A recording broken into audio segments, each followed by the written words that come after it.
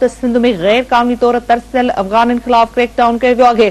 307 अफगाननि खे अमीन house transit camp मां मुल्क बदर कयो वियो।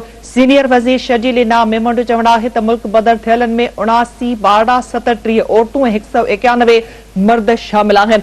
हुन चयो त गैर कानूनी तौर तरसियल अफगाननि खे नेकाली ॾिनी पई वञे। संदसि चवणु हो त नेकाली वारी मुहिम जारी रहंदी, आलमी ज़ाब्तनि ते अमल कयो पियो वञे।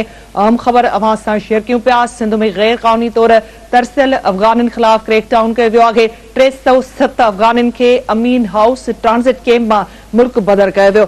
सीनियर वज़ीर शर्जील इनाम मेमोंड चवणु आहे त मुल्क बदर थियलनि में 79 बारडा 37 औरतूं ऐं 191 मर्द शामिल आहिनि। शर्जील इनाम मेमोंड चवणु आहे त गैर कानूनी तौर तरसियल अफगाननि खे नेकाली ॾिनी पई वञे। संदसि चवणु हो त नेकाली वारी मुहिम जारी रहंदी, आलमी ज़ाब्तनि ते अमल कयो पियो वञे।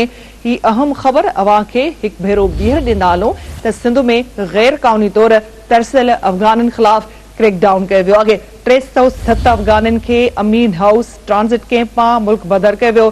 सीनियर वज़ीर शर्जील इनाम मेमोंड जो चवणु आहे त मुल्क बदर थियलनि में 79 बारडा 37 औरतूं ऐं 191 मर्द शामिल आहिनि। शर्जील इनाम मेमोंड जो चवणु आहे त गैर कानूनी तौर तरसियल अफगाननि खे नेकाली ॾिनी पई वञे।